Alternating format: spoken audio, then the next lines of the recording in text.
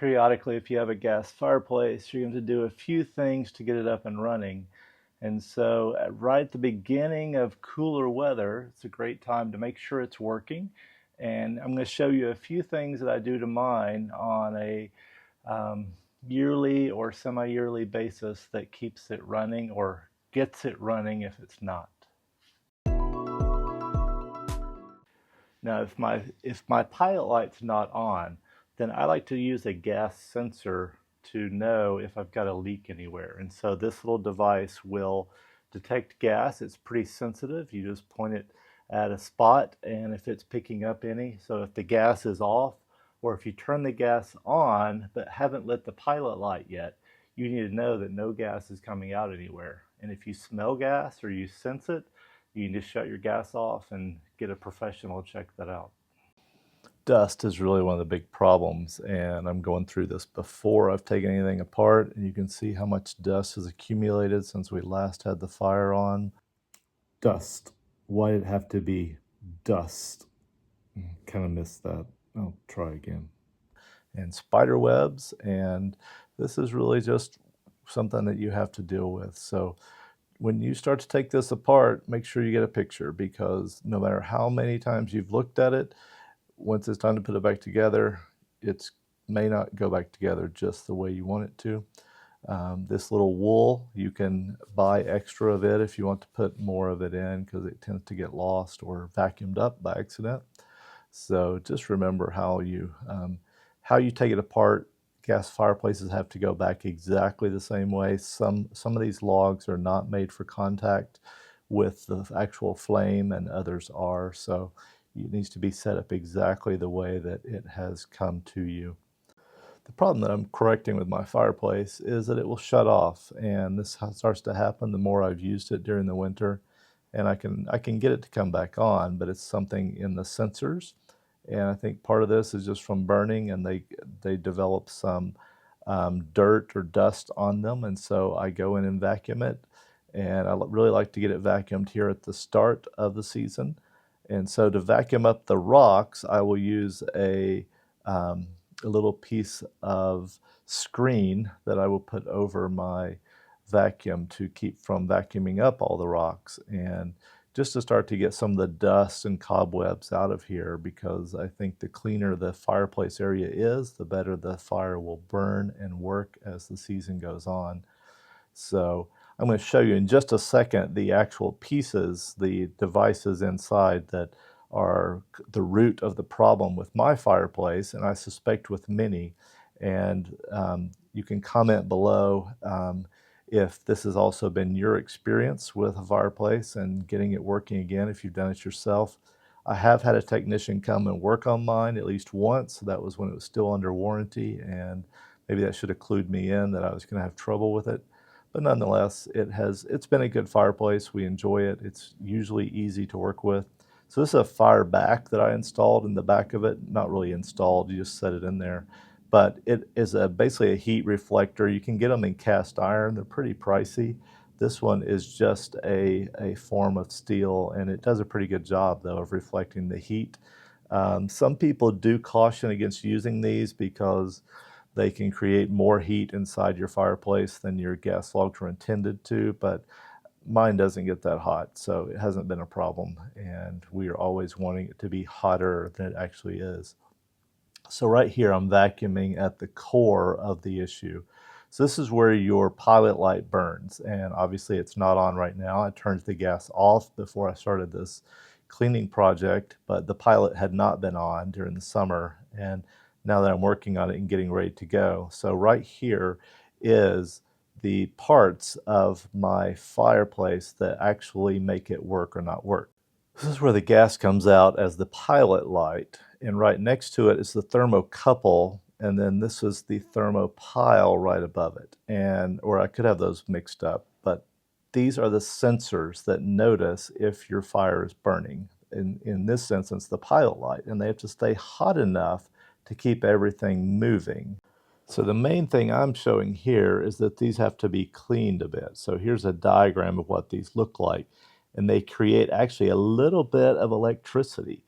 and the heat creates enough electricity to do what your fireplace needs to do to keep running. That's the safety feature of it, and that's ultimately why it shuts off. If these aren't staying hot enough, then that little tiny millivolt that's keeping the gas line open, in this case the pilot light open, they shut off. And so that's the function, that's how your fireplace works. It doesn't plug in anywhere, it's not electric, but it actually creates its own electricity to make the fire work. And so this is the core of my problem over time, that these get a little bit corroded or something, and so they have to be cleaned. So I used two things here to clean these. I used a scrubbing sponge and some very fine sandpaper and went over them with that, and then took a little bit of little piece of metal and went inside the actual pilot valve there, but it's closed when it's off like this anyway. But I did the scrubbing, sanding of the thermopile and thermocouple and just clean this whole area up. I'll put the vacuum then on it again and actually try to create as much of a vacuum seal as I could to suck anything out that's in there, because that seems to be why the fireplace shuts down. Every time I've done this, it starts working again. So I can't see usually anything visible. It's not like I'm pulling out a chunk of spider webs or a piece of fuzz or anything, but every time I've cleaned it and then when I turn it back on, it works. So this has just become a routine that I do, and hopefully I don't have to do it too often, but I imagine as the fireplace gets older that the process will increase, or I will just have to replace some parts here. The entire process is pretty messy, and I try to pull out all the rocks here and vacuum through them at least once a year. And there's a lot of dust in them, and they're just dirty. So if you have carpet or something close, you don't want to get this dirt on a light colored carpet. I've painted bricks here as part of my hearth, and so it's really not a big issue because I can just vacuum and clean it up pretty easily. But I pull all the rocks out and try to vacuum them off, get as much dust as I can out of the system.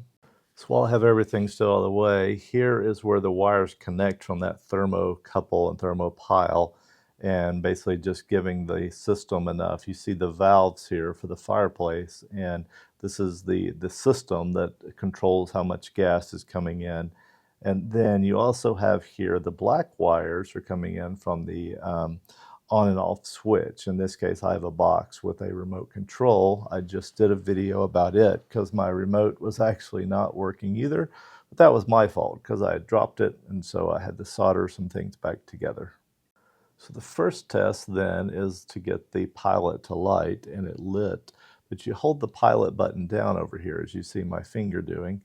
You hold it down for 20 to 30 seconds for the thermocouples to heat up, for the thermopile and thermocouple to get warm enough. And because if you just released it immediately after it lit, they're not warm enough yet, and the gas would shut back off. So that's why you have to do that to your fireplace. But that's also, again, the reason that mine keeps shutting off. So I've had issues there. So the next step will be to light the entire fireplace. And so I like to see that it's going to burn before I put all the settings back in, the logs and everything else. Those are actually, they're really just decoration. The logs do hold some heat and help create the ongoing heat, but the main function of any gas fireplace is this part, the components that you see right here. Because appearance is a big part of the fireplace experience, you really want to set it back up so that it looks nice. And so part of that is putting the rocks in a pleasing way. You want it all to look nice and to look like a real fire, actually. No, nobody's going to mistake mine for a real fire, but we really enjoy it nonetheless. And not only the heat content, but there's just something relaxing about having the fire going. So as I said, this rock wool here in the front that glows like embers, it's too bright for you to really see it in this light, but they're very fine and almost a little bit like they're almost like the stuff in insulation, and it's probably not great to handle these either with your hands. I'm going to link to the bag I bought of these on Amazon, as well as the fireback and also the gas detector, because I think that's an important safety tool to have on hand if you have gas appliances in your house, gas lines. It's just a good idea to be able to test them. We've had to call the gas company a couple of times to houses for things that now look silly in hindsight if we just had the right tools on hand for ourselves. And I'll also link to my remote control fix. There are batteries in the box here on the bottom right corner of your fireplace. In my case, this fireplace, some are actually located underneath. And then there are batteries in your remote, but if you damage the remote, they're a bit pricey to replace. I'll link to that video in the bottom and down in the description, and you can check that out if you're having issues there. So if that was helpful, if you had trouble with yours, or just to inform you of how that works, and maybe you'll need to do it at some point down the road. So leave a comment if you've had a similar experience or found something else that's helped get your fireplace up and going without having to call a technician. So thanks for watching today.